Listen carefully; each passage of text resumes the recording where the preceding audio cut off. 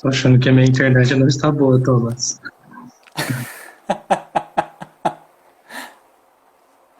A internet ou a câmera tá desligada? Desliga da frente? Aí, pronto, é um aparelhinho atrás Como da tá na câmera. Páscoa, aleluia! Aleluia, tudo bem. Tudo em Uma alegria paz, falar sua contigo. bênção. Deus abençoe. Quanto tempo, né? Pois é, e como está essa terra Três boa anos. como está essa terra boa do Senhor bom Jesus?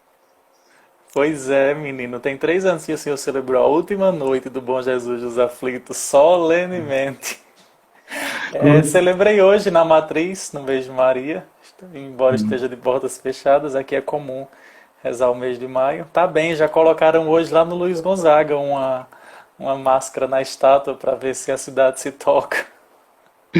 Muito bem, para os meus amigos que estão entrando, o Thomas, ele é natural da cidade de Exu, em Pernambuco, é a terra de Luiz Gonzaga, o rei do Baião. Pois é, que o senhor teve a graça de ver um pouquinho, né? Passar por aqui.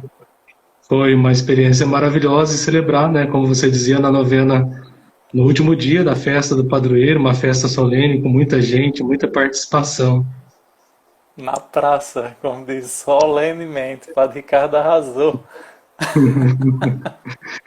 Acho também que isso introduz já uma conversa, né, Thomas? A fé do Demais, só povo. em já. A fé do povo. Tem sido muito interessante isso, padre, a questão da fé do povo, porque além da festa de janeiro, a festa de janeiro, ela é toda na praça, como o senhor pôde ver lá, a multidão para celebrar a novena do Bom Jesus dos Aflitos. E o mês de maio também é dedicado na paróquia à Virgem Maria desde muito cedo, no qual o mês inteiro o povo recorre a celebrar a Imaculada para no dia 31 de maio celebrar a coroação. E aí era uma festa aberta, quase que feriado. E aí o povo fazia essa experiência de fé. E hoje, celebrando, olhando para os bancos, é bem doloroso ver que apenas por meio de uma câmera de celular ou pelas ondas da rádio da cidade, o povo poder escutar a palavra e poder estar mais perto de Maria. E aí eu ficava pensando hoje, enquanto cantava a ladainha, por muitos anos, essa matriz celebrou o mês de maio. É, aqui também, para nós, no Sudeste, também tem-se o costume, no mês de maio, de fazer muitos atos marianos, né, as ladainhas, a coroação. Minha cidade natal é Caconde, lá também no último domingo do mês de maio, uma coroação solene, as crianças vestidas de anjo, bonitas, cantando, levando flores, né? Isso marca muito a nossa infância. Eu cresci, vendo essa celebração maravilhosa, né? Sim. E aí eu ficava pensando hoje também, e hoje sempre cantavam também a ladainha de Nossa Senhora em latim. E aí os que já cantavam, os que cantaram essa ladainha já morreram. E aí eu nunca pensei, passando na minha cabeça, que esse ano eu estaria na minha cidade celebrando o mês de Maria, né? Tive que sair, nós viemos do seminário assim de última hora, é meu último ano de teologia esse, e assim, tudo de última hora, corrido.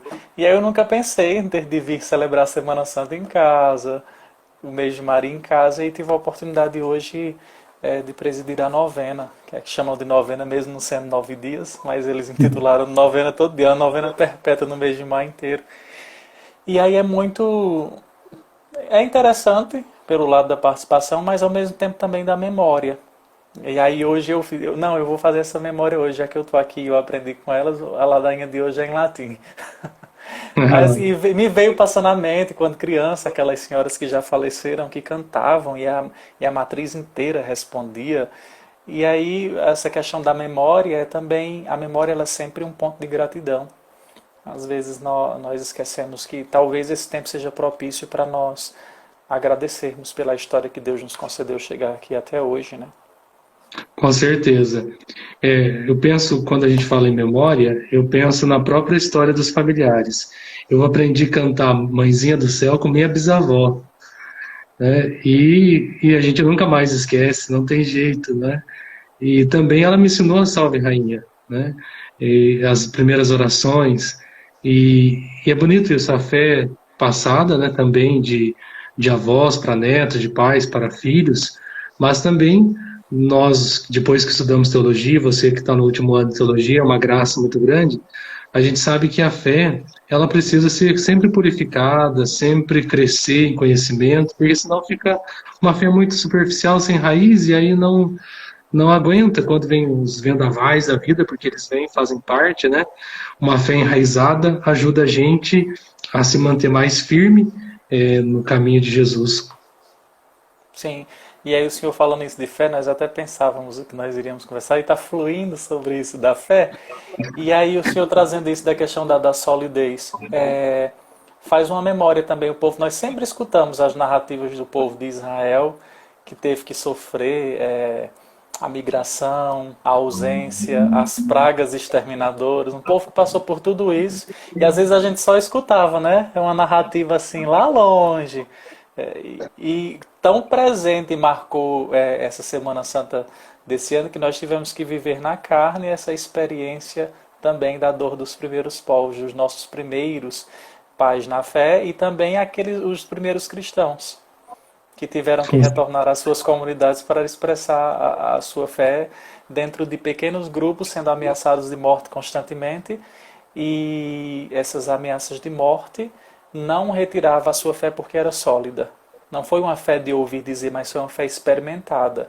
E experimentar a fé fala por isso, né? Os nossos avós nos deram, mas nós sabíamos que era tão útil que nós corrêssemos atrás de algo mais sólido que a gente finda correndo, recebendo e às vezes nós devolvemos e mantemos a fé dos outros. Eu acho que até passa por isso também um pouco do ministério ordenado, manter a fé dos outros para que não desfaleça. E aí me lembrar que Pedro, né, quando Jesus disse para ele, eu orei para que tua fé não desfalecesse. E depois de passar essa experiência, confirme teus irmãos na fé. Sim, sim. De fato, esta pandemia ela tem um lado muito triste, muito doloroso, que nós estamos vendo com muitas mortes e pessoas perdendo pessoas queridas, entes queridos, e toda essa questão do colapso econômico que nos assusta a todos, né? Mas também para nós, olhando pelo lado da fé, nós estamos tendo muita oportunidade, primeiro de crescer na espiritualidade, de crescer na busca de Deus, na conversão, e também de percebermos a mão dele agindo na história, mesmo que misteriosamente, que a gente não compreende. Você falava das celebrações, né? Eu sou vigário aqui na paróquia onde trabalho, em São João da Boa Vista, diocese de São João da Boa Vista, e eu concelebrei as celebrações, eu não presidi. É o primeiro ano, depois de 6 anos de padre, que eu não presido. Eu concelebro. E é uma experiência que também te força a entrar na humildade, na escuta, de você participar melhor da celebração, porque você sabe disso quando ajuda a liturgia, a missa, né? A gente acaba, às vezes, se perdendo, ajudando na celebração, a gente se distrai, a gente às vezes não consegue prestar atenção no todo da celebração, meditar as leituras, os cânticos, né? E esse ano para mim foi essa experiência. Eu consegui ouvir as leituras, eu consegui meditar, eu consegui vivenciar aquele momento com mais particularidade. E uma das coisas assim bonitas que me ocorreu durante a Vigília Pascal foi que quando foi se ler a leitura de Abraão, que nós lemos aquela leitura em que Abraão leva Isaac até o Monte Moriá para o sacrifício, né? O livro litúrgico ele coloca uma interjeição, um início para a leitura, para não ficar meio perdido para quem está ouvindo, e essa interjeição diz assim: naqueles dias o Senhor colocou Abraão à prova. E na hora me bateu assim: quantos dias foram os dias de prova de Abraão? Eu pensei que tinha sido um dia só, né? Mas quantos dias foram? Porque eu fiquei pensando, né? Quantos dias Abraão viveu naquela angústia de ter que obedecer a Deus e ter que ir ao Moriá com seu filho, e essa angústia de ter que ser fiel a Deus, ao mesmo tempo de ter que sacrificar o seu filho, né? Que depois no final a gente sabe não houve o sacrifício, né? Deus mostrou a sua misericórdia, testou a fé de Abraão, mas foram dias difíceis e não foi um único dia. Não, dias. E, olha que bonito, às vezes a gente não percebe essa questão dos detalhes. Ontem, no Evangelho de ontem, alguma coisa me tocou também na questão dos detalhes que às vezes a gente passa e pega só no foco. Agora eu não estou lembrado a narrativa de ontem, mas eu lembro que era mais ou menos algo assim, da questão do perceber-se na imagem diante de Cristo. Às vezes nós criamos também essas imagens de fé, E às vezes essas imagens de fé são desconstruídas.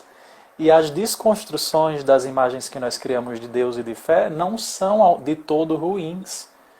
Porque se não acontece ali aquela prova, talvez quando vier um vendaval mais forte, e aí eu estou começando a perceber isso ao longo da vida, o senhor que tem mais experiência do que eu, às vezes de ventinhos em ventinhos vão nos preparando para entrar em vendavais. E aí eu nunca imaginei que na minha história, e nem o senhor, acho que ninguém imaginou que nós desse século XXI passaríamos uma situação como essa, que é aparentemente uma situação quase de guerra. Sim. É uma luta por uma sobrevivência dentro de uma guerra silenciosa e microscópica, né? Onde todo mundo foi separado assim bruscamente.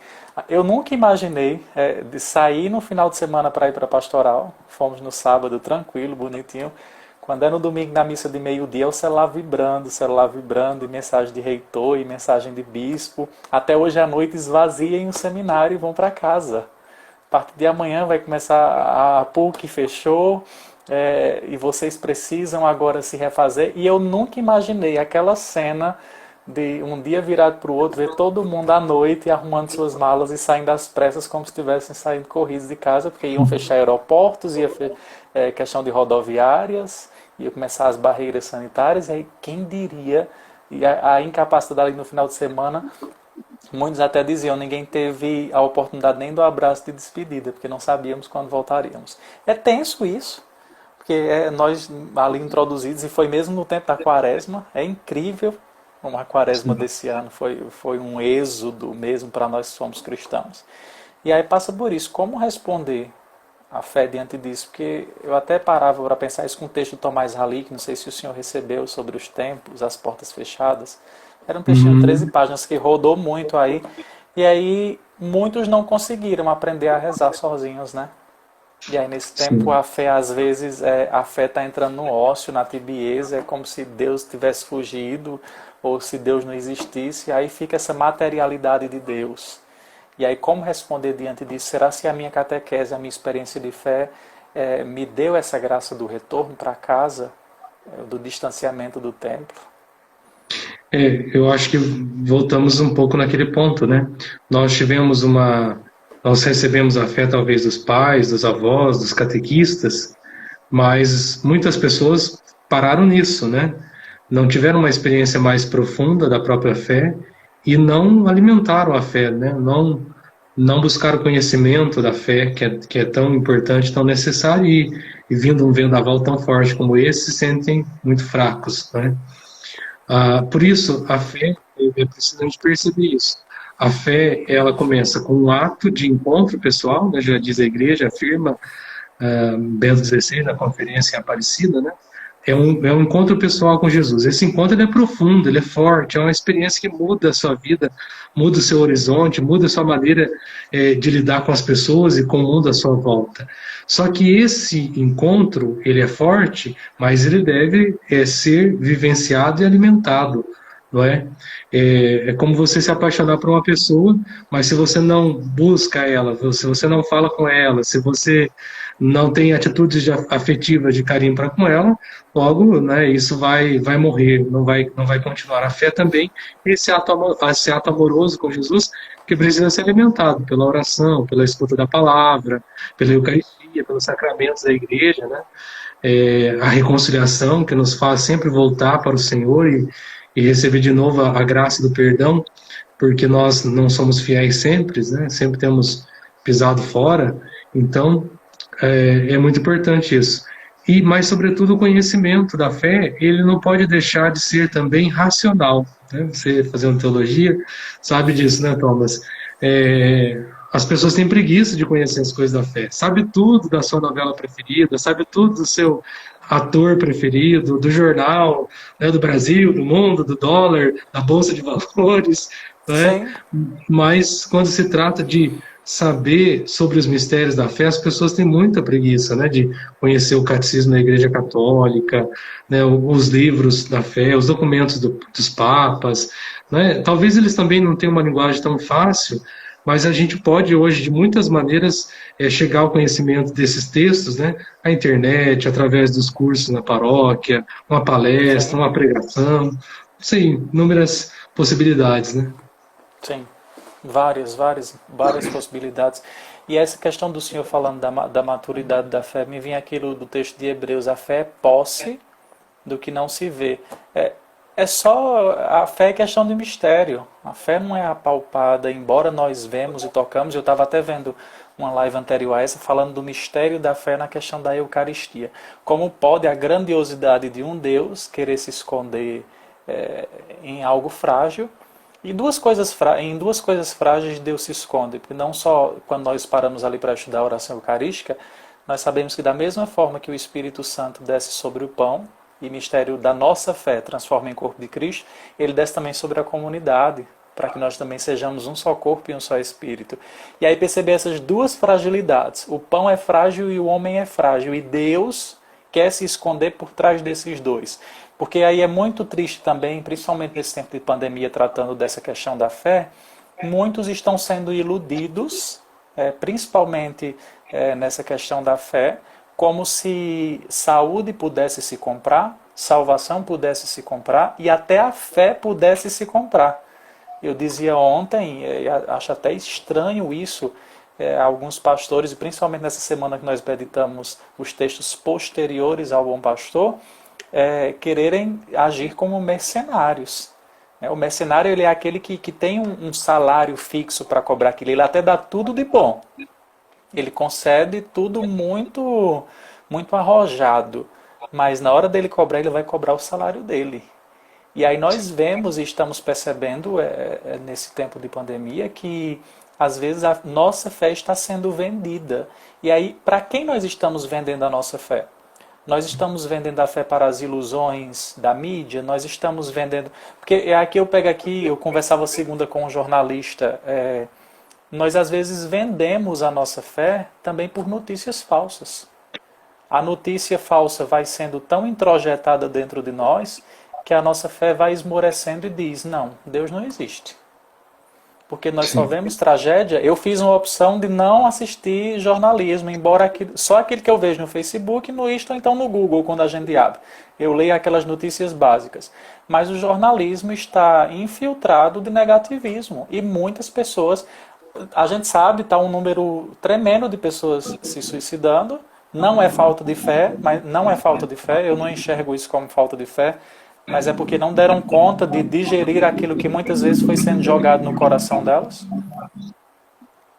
E aí são pessoas assim que se usam de má fé para tirar esse encontro delas com Deus.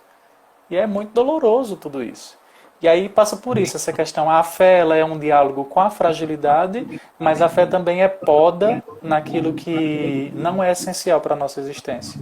Porque ter posse do que não se vê é abrir o coração para entender. Eu sou um ser de mistério e Deus está me ofertando o mistério. Né? Porque ter posse... Aqui é fácil eu pegar um livro, eu estou com posse do livro na minha mão.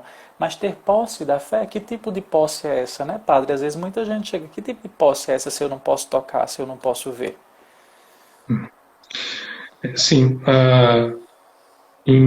na final da década de 60, o Papa Bento XVI estava no Concílio Vaticano II, era bispo ainda, e ele chegou a escrever uma pergunta, né, qual é o sentido da fé cristã? E dizia que esta pergunta ela é muito atual e desafiante. Né? Qual é o sentido da fé cristã? O que significa acreditar em Jesus Cristo? E isso, para mim, responde, né, aquilo que você falava, os mercenários, falsos pastores, aqueles que pregam uma fé cristã que não é autêntica, que não é verdadeira. Não é? Jesus, ele não prometeu no Evangelho que se você seguisse ele ia te dar uma casa boa, um carro do ano, uma empresa bonita e que você ficasse rico. Jesus não te prometeu que você não ia passar por dor ou sofrimentos. Não é? Isso não é a fé cristã. Uma fé cristã que prega a prosperidade, o enriquecimento, o sucesso, o prazer, a fama, não é a fé cristã. Está bem claro no Evangelho. Se você quer ser meu discípulo, tome a sua cruz e me siga. Venha atrás de mim. Então o Senhor, ele disse, né, claramente para os seus discípulos e diz para nós: olha, você quer me seguir? Então você sabe, meu caminho é o caminho da cruz, é o do sofrimento. Né? Meu caminho é o caminho da renúncia, do amor, da entrega. Então esse é o sentido verdadeiro da fé cristã. E a partir disso nós podemos, eu acho, fazer um discernimento, Thomas, de tudo aquilo que não é fé cristã. Não é? Teologia da prosperidade, todos esses falsos pastores, né, que pregam coisas Curas que fáceis. curas fáceis, né? Esses exorcismos exagerados, encenados na televisão. Sim.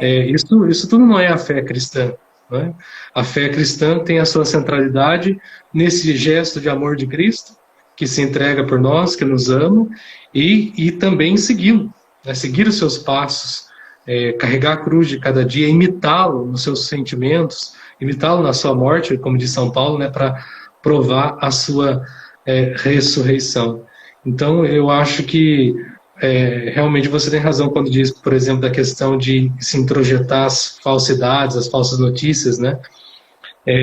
Às vezes a gente percebe que as pessoas, elas não pensam muito e vão, né, de acordo com aquilo que vão escutando, que vão ouvindo na massa, né? E não fazem esse discernimento. Esse discernimento é importantíssimo. Na massa é impossível de fazer discernimento. E uma coisa bonita aí que o senhor falou sobre essa questão do discernimento, se nós olharmos na Sagrada Escritura, o Deus de verdade, o sofrimento dele não é um sofrimento sem sentido, nem o sofrimento do povo é sem sentido, porque senão seria em vão, não seria redentor. E outra questão também, que nas dores do povo de Deus, seja antes do Antigo Testamento ou do Novo Testamento, Deus estava com eles. É Deus que sobe com Abraão para o monte, sofrendo a dor de Abraão. É Deus que passa o Mar Vermelho com seu povo. É Deus que enfrenta o deserto. Sempre Deus. Deus ali com Susana, quando nós percebemos a injustiça que é colocada na sua vida, uma mentira, Deus enfrenta com ela. E aí, em Jesus Cristo, nós pegamos agora as narrativas pós-pascais, sempre, nós estamos até voltando essa semana com textos antes da Páscoa, né? Sim, sim. Textos antes, e é sempre bom nós lembrarmos isso. Por que a igreja quer fazer esse caminho? Porque não é uma alegria de uma exaltação mentirosa. É uma alegria que nós sabemos que a ressurreição está presente, Deus esteve presente, Deus sofre com o seu povo. Eu gosto muito da teologia da Trindade de Moltmann, claro que muitos não conhecem, mas ele diz assim: enquanto existe um homem sofrendo, Deus também está sofrendo. No seio da Trindade tem sofrimento. E aí, às vezes é tão difícil nós dizermos isso. Mas um ser tão onipotente como Deus sofrer? Sim, porque ele se rebaixou totalmente, ele sente o que eu sinto. E é tão triste as pessoas falarem dessa questão da fé na pandemia como se fosse uma praga de Deus. Não entendeu nada do mistério de fé. Deus está sofrendo junto conosco. Você acha que Deus não chorou hoje com as 700 e tantas mortes que foram noticiadas em 24 horas no Brasil? Com certeza. Deus sabe que por trás tanto a negligência humana, como também a impossibilidade, porque Deus não é varinha de condão mágica dos contos da Disney. Né? Não é o meu terço rezado que vai agora fazer com que desça as varinhas mágicas, retirando a praga que está aí presente. Mas o que é que Deus quer dizer por meio da oração? Eu estou com você. Sim.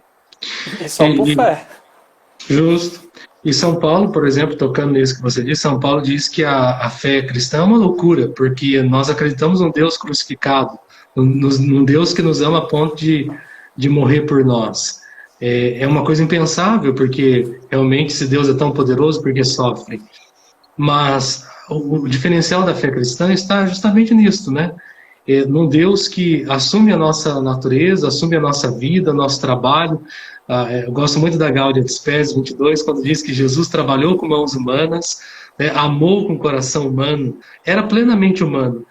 E por isso sentiu nossas dores, nossos sofrimentos, e ele juntou tudo isso, né, e ofereceu na cruz ao Pai como uma ação de graças, né, como um sacrifício redentor, como você disse. Mas por que o Deus da fé cristã faz isto, né? A gente pode até fazer um pensamento lógico, que é o seguinte: Deus é o tudo, né, o máximo absoluto. E ele, para ser o máximo absoluto, precisa conter dentro de si o mínimo absoluto. Gosto muito dessa explicação lógica, né? E por isso o Deus absoluto, infinito, eterno, ele entra no finito do homem, que é mínimo, né? Que é o mínimo, e o eleva por dentro. E assim ele eleva o homem à condição divina, né? Foi para nos divinizar. Então eu penso assim, de uma maneira bem simples, que as pessoas podem compreender, Jesus Cristo ele humaniza e diviniza a pessoa.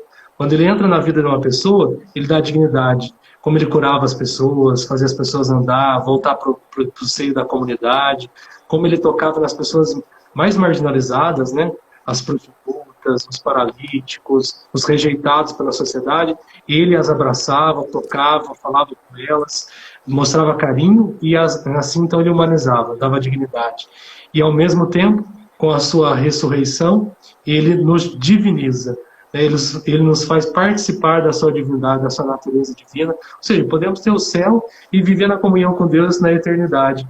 A fé na ressurreição, que é também ponto central da fé cristã, né? Nós não acreditamos na vida que termina, nós acreditamos na vida sem fim, na vida que continua. E isso é maravilhoso, porque assim a alegria nossa não é uma alegria passageira, mas é uma alegria que tem continuidade, né? Eu fiquei imaginando aqui quando o senhor disse o nosso mínimo preenchido pelo máximo, lembro de Santo Agostinho, quando ele disse que é mais fácil colocar o mar inteiro num buraquinho do que explicar o mistério da grandiosidade de Deus. E nós somos esse ser bem pequeno, e aí eu fiquei aqui pensando, nossa, quando o máximo entra nesse mínimo, vai transbordar, vai derramar. E aí nós somos feitos para isso, né? Para transbordar, para derramar mesmo dessa graça de Deus. Mas é um processo lento. É um processo bem lento, e aí nós também não podemos nos exigir aquilo que nós ainda não demos conta, porque eu creio que o nosso processo de conversão perante a fé, a cada ano, a cada dia, nós vamos sempre percebendo que vai sendo deixada coisas de lado e vão sendo abraçadas outras, e é como se fosse assim, um jogo onde tem várias fases, né? Na medida que nós vamos conseguir superar uma fase... Eu penso nisso como um processo de conversão, que eu acho que é o que você quer dizer, né? A fé passa por esse caminho de mudança, de conversão. E aqui eu posso dar um testemunho bem simples, e eu já falei várias vezes até na comunidade, aqui para outras pessoas. Antes de eu fazer a experiência com Jesus, de eu ter esse encontro pessoal com Jesus, eu era um moleque revoltado, era um capeta. E eu falava muitos palavrões terríveis, que eu nunca mais ousei pronunciar depois que eu fiz essa experiência do amor de Jesus. Eu entendi que aquilo não era coerente com aquilo que eu acreditava e com o horizonte que Jesus despontou para mim. Né? E aquilo foi mudando em mim, né? Não era mais para mim tão difícil. E eu entendi que por amor a Jesus e por amor àquilo que era belo, eu devia renunciar ao que era sujo, que era feio. É um processo. Muita coisa ainda não consegui mudar, é verdade. Mas eu já olho para trás, olho para a minha vida e eu digo assim, nossa, aquele lá atrás é para mim uma pessoa que eu não conheço mais, porque hoje eu já consigo ver quanto que eu melhorei nessa caminhada, nesse processo. Claro, isso continua por toda a vida. Né? O padre que atende confissão das pessoas mais velhas, o padre sabe disso, quanto é difícil essa luta de mudança, de conversão. Né? Mas é um processo que não me arrependo, vale a pena porque a gente vai aprendendo, né, a ser mais dócil, a ser mais obediente a Deus, e o tanto de benefícios e bens que vão acontecendo, não só porque a gente está fazendo um esforço, mas é porque Deus, por graça, vai nos fazendo enxergar aquilo que nós não enxergávamos antes. Sim. E o senhor falando de benefício, de bens, que a conversão e o processo de conversão e da confissão também, que é algo muito útil na vida processual de conversão, porque uma conversão não acontece sozinho. A conversão se acontece num diálogo. Eu não confesso para mim mesmo, eu não tenho fé em mim mesmo, eu não posso rezar por mim mesmo. É sempre, aí nós colocamos isso também, que pela fé nós sabemos que é o Espírito que reza em nós, que nos revela aquilo que nós ainda não conhecemos e não entendemos. E além de não conhecer e não entender, algo muito bonito que o senhor colocou também, dessa questão, quando eu vou percebendo que coisas antigas não são mais úteis para mim, é porque eu já consegui dar um passo. E aí vem naquilo lá na filosofia que o Kierkegaard, a questão dos saltos. né? Sim. Se eu não tiver a coragem de dar saltos, e aí os saltos são bem existenciais, e aí ele coloca lá 3 processos na vida do ser humano, para quem não conhece ele. Ele diz que nós somos primeiros seres estéticos, que a gente é muito apegado a bens, aos prazeres, e aquilo para nós é a saída, a solução. Aí nós vamos sentindo o peso da vida e diz, não, mas eu preciso de um compromisso. Todo mundo precisa de um compromisso, seja com a instituição, e aí ele coloca lá o vínculo do matrimônio como um processo ético, de responsabilidade desse vínculo, mas mesmo assim ele diz, ainda não é o tudo. Aí precisa de um salto bem maior, o religioso, que é o salto da fé. E acho muito bonita a imagem quando ele diz que a fé é como saltar num abismo.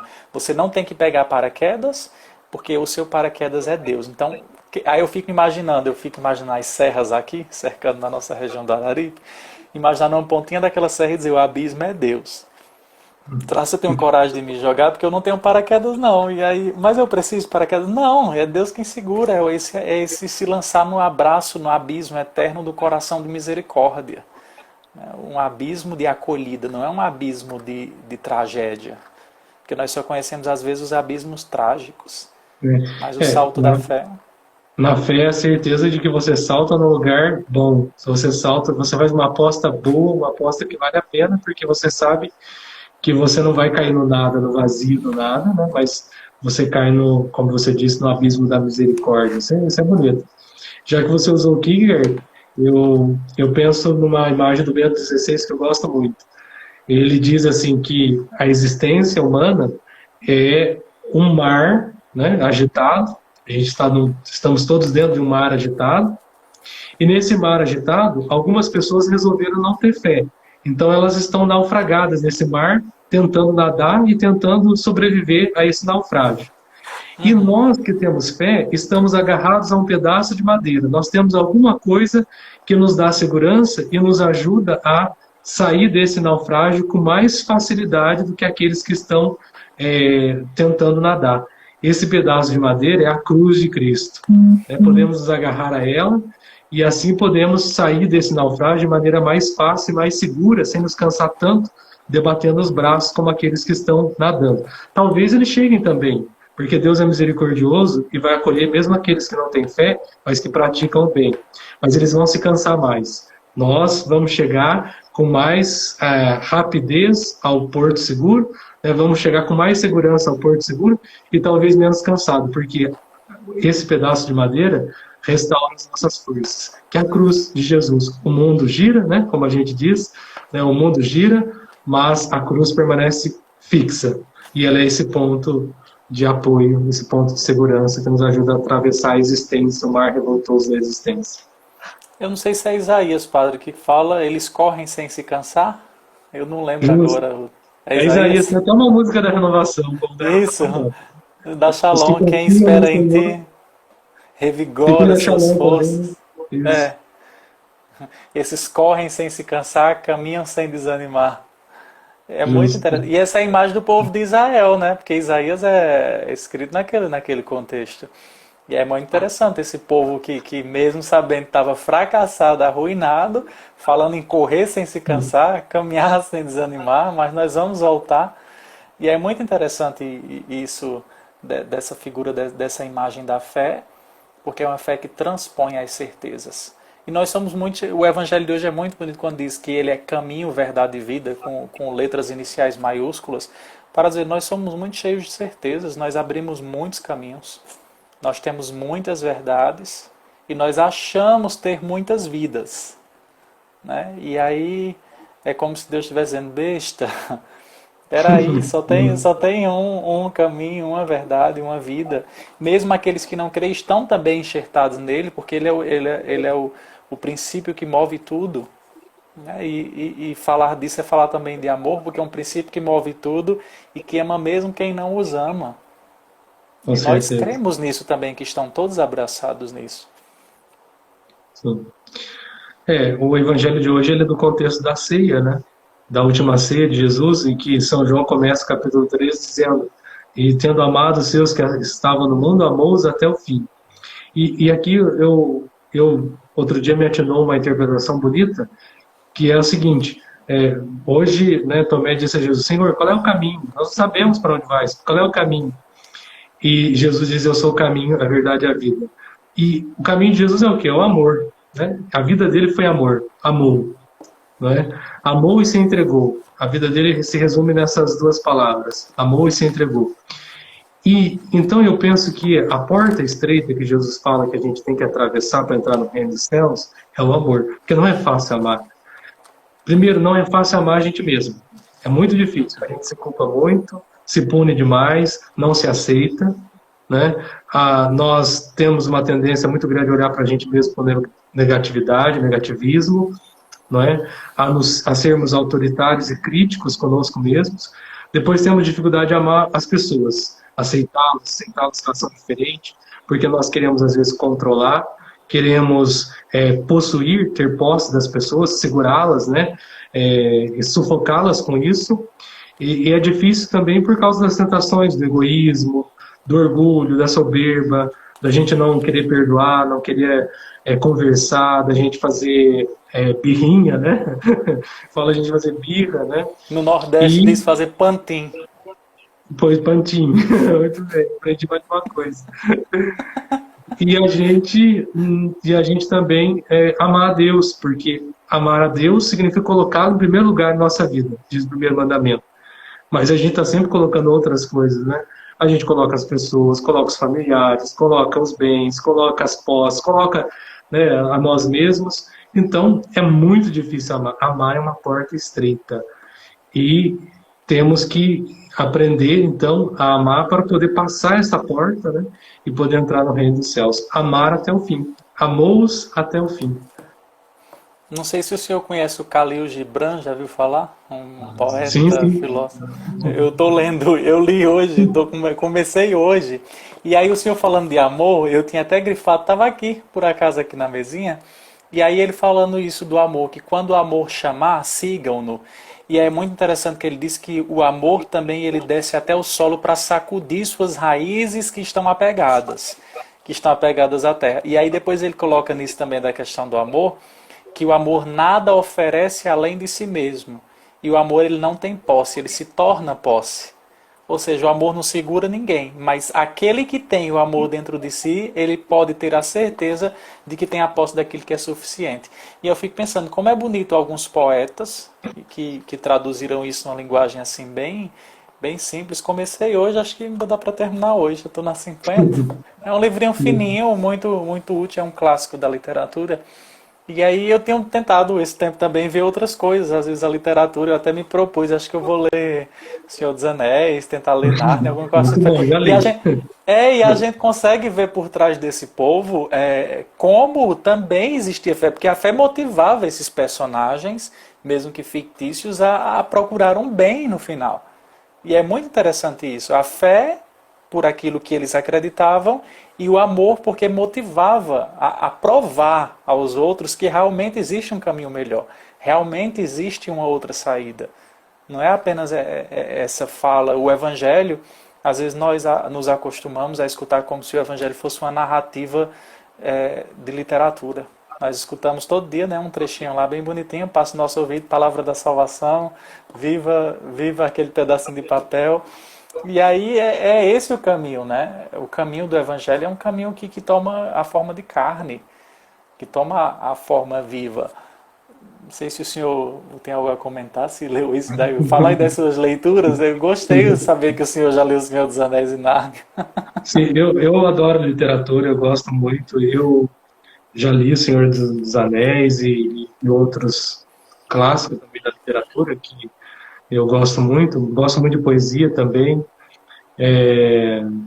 e música, eu gosto muito de música, as músicas clássicas, né, as músicas de MPB também, porque assim, eu penso que a vida é a gente também saber que a linguagem é um grande dom que o ser humano tem, né, porque a linguagem, ela abre para a gente a vastidão do mundo e das coisas. Nós não só pensamos, mas nós falamos, nomeamos as coisas, né? E ao nomear as coisas, nós podemos apreciar a beleza e compartilhar esta beleza, né? Eu não me esqueço nunca, jamais, e é até epígrafe da minha tese de mestrado, um texto do Heidegger, em que ele diz assim: você está no jardim, você vê uma rosa no jardim, o vento vem e bate na rosa e a rosa, né, ondeia ao sabor do vento no jardim. A rosa é vermelha. Você contempla a rosa, você vê o vermelho da rosa, mas o vermelho da rosa não está na rosa, nem está em você, nem está em lugar nenhum do jardim. O vermelho é um mistério do ser que se dá. E você, mas no entanto, você estando ali contemplando e pensando, e você falando, né, você faz com que então o ser, você dá abertura, você dá a possibilidade para que o ser se revele, né, o ser da rosa, o ser vermelho da rosa se revele. Então a linguagem é fantástica, né? A linguagem é um grande dom que nos permite ter essa abertura para o ser. E nesse sentido tem tudo a ver com a palavra, com a literatura, com a teologia, porque, diz o Karl Rahner, né, nós somos ouvintes da palavra. Né? Meu TCC em teologia no Rahner, padre. Deus fala a nós com linguagem humana. Deus fala a nossa linguagem, senão nós não entenderíamos. Né? Ele pronunciou uma palavra. A sua palavra de amor. Aí o senhor já encheu meus olhos de alegria já em falar do Rahner. Às vezes a gente vai descobrindo assim caminhos bem. Mas eu acho muito interessante isso também, e principalmente do Rahner, quando ele fala dessa autocomunicação de Deus. O senhor tocou aí num ponto. A fé, ela acessa a autocomunicação de Deus. Não é só uma fala antiga pela boca de alguns, mas é Deus mesmo que se autocomunica. Ele fala dele. Né? E falar de si é um processo que para nós humanos é doloroso, mas para Deus é saboroso. Porque falar de si o falar dele é um falar inclusivo. Né? Quando ele fala dele, ele quer com que todos aqueles que ele criou, e não sei se foi o evangelho dessa semana, ele não quer que nenhum se perca. É a oração sacerdotal de Jesus, né? Salvo engano, não sei se é João 10. João 17. Diz que, João 17, isso. Eu estou com João 10, porque teve prova ontem de João de 1 a 9, então as aulas vão continuar de João 10. Eu sei algumas coisas de cor, mas outras não sei tanto. Até eu falo pro meu povo, olha, gente, eu não sou aqui decoreba de escritura. Eu falo o mestrado do senhor foi em Bíblia também? Não, eu fiz um mestrado em filosofia e meu mestrado foi em Heidegger. Seria tempo. Ó, arrasou. Eu vou deixar aberto os comentários, tinham pedido para fechar. Se alguém quiser perguntar alguma coisa, tem gente aí, às vezes, eu vou liberar depois os comentários. Deixa eu perguntar, tem tempo essa live? Não é meia hora no Instagram? Tem 1 hora, faltam 15 minutos. 17 minutos. Tá quase no fim, então. Tá quase no fim, passou, tá vendo? Precisa. Voou. É a Fernando Imeire, conhecidos do senhor. Sim. São de Caconde, então, minha terra natal, Caconde. Caconde é a terra lá próxima da Inhaxica? Não é muito, não. Não, eu moro em Minas há 3 anos, mas não conheço tudo. Caconde é São Paulo ainda, fica bem na divisa do lado de Guaxupé e Poços de Caldas, que é a cidade mais famosa aqui da redondeza. Então o senhor está no Triângulo Mineiro. É isso? No sul de Minas. Eu não entendo bem daquele estado de jeito nenhum. Só Belo Horizonte e região metropolitana. É bem longe. Belo Horizonte está quase 500 quilômetros da gente. Tá como nós aqui de Recife. Bem longe, né? Show de Recife é bem longe, né? Uhum, bem longe de Recife. Eu me lembro da viagem. Foi uma aventura. O senhor foi para Recife, veio de Recife para cá de ônibus, foi? Eu fui de carro de Recife até Araripina. Araripina, que era o Padre Rogério. Isso. Depois foi só de carro para ir para o Juazeiro, para Salgueiro. Então o senhor rodou muito, porque de Araripina para Salgueiro dá quase 200 quilômetros. Foi. Mas é isso, então acho que nós conversamos, ninguém quer perguntar nada, então nós podemos concluir antes de 1 hora, não tem problema não. O senhor tem algo mais a colocar? E uma conversa muito boa, né? Foi tranquila e fiquei bastante contente. É uma coisa que eu estava preocupado, a gente fica meio tenso. fluiu. Gente que faz filosofia é perdido, padre. Quando dá uma asinha de uma coisinha, flui. Na verdade, Flui. o pessoal aqui da minha paróquia sabe, também meus alunos, eu tenho dou aula pro terceiro ano de filosofia, né? História da filosofia contemporânea. E eu brinco sempre, né, que eu sou só um pobre padre de roça, porque minha cidade é 18 mil habitantes, pouca gente, uma população não muito grande, e tem muitas comunidades rurais, onde eu cresci e aprendi a ser padre nessas comunidades, né? São mais de 26 comunidades rurais. Então eu continuo sendo padre de roça, porque a roça não sai da gente. E eu me alegro disso porque eu acho que a gente estuda bastante, né? Eu estudei 10 anos. Estudei 10 anos. Mas a gente conhece muita coisa, é muito bom, realmente. É muito bom o conhecimento. Mas a gente nunca pode perder a capacidade de falar simples para que o povo possa compreender, entender e que a gente possa transmitir a beleza e a simplicidade da fé cristã. Que a fé cristã, sendo amor, é muito simples, né? Sim. É muito simples. É uma história longa, 2 mil anos de história, mas é um conto simples, né? Como Jesus usava parábolas, falava do filho que deixou o pai que acolheu e perdoou. Essa beleza da simplicidade do evangelho da nossa fé. Eu costumo dizer isso também, a simplicidade, e é bom voltar, estou percebendo isso também, é bom nós voltarmos ao nosso lugar de origem, principalmente nesse tempo já de termo teologia. Esse é o 9º ano de estudos, o senhor está dizendo que estudou 10, que minha filosofia foram 4, e a teologia também está sendo 4, e aí eu percebi também, e isso não é útil se não for para ajudar, se não for para falar a linguagem do coração. E é isso o cardeal Tolentino fala muito disso, falar a linguagem do coração, poetizar aquilo que às vezes é difícil na vida, até aquilo que é mais doloroso. Se nós retiramos a poesia da dor, a vida vira apenas letras, vira apenas palavras jogadas ao vento. E é muito interessante isso, principalmente os lugares onde nós passamos, quando nós retornamos e nós conseguimos falar essa linguagem do coração, pode ter certeza que a semente do Evangelho ela vai dar frutos. Porque não são as teorias, né? Pode dominar todas as teorias. Eu não sei se essa frase é do Jung, domine todas as teorias, mas quando for lidar com o coração humano, seja também outro coração humano. Não lembro se era uma frase dele. Parece que é atribuída a ele, né? Também não tenho certeza. Acho que é atribuída a ele, isso mesmo. Padre, perguntaram uma coisa que eu não estou lembrado agora. O que significa no ofício essa parte do Egito curador de Raquel nasceu? Egito, eu sei a questão da dor lá do povo do Egito, a questão de Raquel, eu lembro também que é a questão das mortes dos primogênitos. Sim, tá um pouco confusa, né, a colocação, mas de fato o Egito tem tem todo um simbolismo na escritura, porque é o local onde Israel ficou muito tempo e havia escravidão, não é? E Raquel é uma das esposas de Jacó, né, e é considerada a matriarca de Israel. É dela que Mas nasce Moisés? não, de Eu esqueci Raquel agora. começa as 12 tribos, né? De Raquel e Lia nascem Então, as 12 filhos de Jacó. Isso, então é E para chegar até Cristo. Então Cristo é o curador que nasce da linhagem dos 12 de Israel. isso, Acho que tal, eu creio que deve ser talvez isso. Deve ser sim. isso. Porque o Mas ofício é uma poesia, né? isso. E voltando então nesse assunto da poesia, né, e do coração, é uma Volta sintonia lá. perfeita, uma sintonia perfeita daquilo que você disse, né? De falar a linguagem do coração.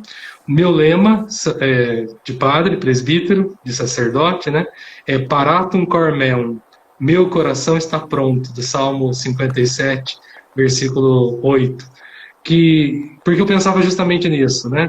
É o meu coração pronto, quer dizer, disponível, né? Está disponível aquilo que Deus quer falar, mas quando eu escolhi este lema, eu escolhi pensando no cardeal, agora santo, Newman, John Newman, que o lema dele era Cor ad cor loquitur, o coração fala ao coração. Eu achei isso maravilhoso, né? O coração tem que falar ao coração. Quando se fala coração a coração, não tem como ter engano, né? O seu desperta, minha alma desperta. Então seu coração despertou as auroras de muitos corações. O Fernando Ferrari está perguntando de onde vocês se conhecem. Aqui em Pernambuco. O padre, o padre veio visitar o que hoje é meu atual vice-reitor, que estudaram juntos. Findou que na minha cidade, quando veio, foi o período da festa do padroeiro, última noite, e o padre presidiu a missa. E de lá, 3 anos se passaram, eu estava dizendo, já vai para o quarto. A gente tem mantido conversa, às vezes quando eu falo com o padre Rogério, ele diz, o padre Ricardo perguntou por você. O senhor, por ter me conhecido na terra de Luiz Gonzaga, às vezes o senhor até resume, meu rei. Justo. É uma coisa bonita. A gente faz muitos amigos, né? Como o Senhor disse, a gente tem muitos pais, mães, irmãos, irmãs, né? Ele disse que quem seguisse ele ia ter isso em quantidade bastante, né? Então, é uma alegria, né? Ter te conhecido, conhecer a sua cidade, a sua diocese, né? Padre Rogério, que eu tenho um carinho muito especial. Vivemos em Roma juntos, né? E participar na vida dele quando eu fui conhecer Pernambuco foi uma coisa assim, uma experiência que eu jamais esqueço. E amizades que permanecem, perduram, né? Mesmo à distância, a gente conserva essa alegria também da fé e de servir a Cristo juntos, né? Unidos espiritualmente. E foi um vínculo muito bonito porque, olha, o senhor morou junto na época com o padre Rogério e o padre Jerônimo, não é isso? Foi. Findou que o padre Rogério veio para Salgueiro, findou sendo, tem sido o padre da catedral e o vice-reitor na formação, e o padre Jerônimo também, no mesmo ano que eu fui embora para BH, ele foi e findou sendo meu diretor espiritual por 2 anos. Olha, Padre Jerônimo, Tudo grande. interligado. Jerônimo é uma beleza. Todos eles são pessoas assim excelentes, maravilhosas, Jerônimo e Rogério, de grande capacidade, intelectualidade, dedicação à igreja, né? Amor à igreja. Isso é muito bom. Com a linguagem do coração. São acessíveis. Isso é muito importante. O Fernando Ferrari é daqui da minha paróquia em São João. E aí, Fernando, acho que a gente explicou um pouco aí a origem dessa amizade e hoje dessa conversa bonita. Pois é, fluiu. Essa pandemia provocou muitos encontros, tá vendo? Se descobrirmos a linguagem do coração, é possível achar outros meios de ligações e de presença. E muitos que conversaram aqui conosco hoje escutando, deixarão aí seu retorno. Ajudou muitos também, às vezes tirou uma hora de ócio, que talvez poderia ser um pensamento negativo para muitos, de tristeza, de pensamentos ruins, mas foi uma hora que nós passamos aqui juntos. Padre, obrigado do fundo do coração, foi bom rever o senhor mesmo por aqui. Digo mesmo, Ouvir. de coração, foi muito bom. Sim, sim. Então, pedir que o Senhor abençoe todos nós que aqui estamos, para nós, como diz as completas, que nós possamos descansar na paz do Cristo. Muito bem. Eu mando um abraço a todos aqueles que nos acompanharam, seja daí, né, de Exu, da sua diocese, de Pernambuco e de outras localidades, meus amigos também aqui de São João, de Silveira Martins, é uma cidade do Rio Grande do Sul, onde 5 meses eu trabalhei em missão e sempre me acompanham e tenho um carinho especial também na minha terra Caconde, aqui de São João, e outros lugares, tantos lugares que nos acompanham, né? Tem gente aqui de Belo Horizonte, Raposos, por onde eu passei, estou vendo aqui. A Iônia de BH, outros que passaram lá para cima de Raposos, Concórdia, outras cidades que eu passei também, Guarulhos, a minha tia Antônia de Vanilda que nos escutou, muitos lugares. Muito bom, muito bom. E o padre então vai dar a bênção a todos que estão nos acompanhando, né? A bênção ao vivo é sempre válida, né? E o padre vai dar a bênção com essa cruz aqui, que é uma réplica da cruz de São Frei Galvão.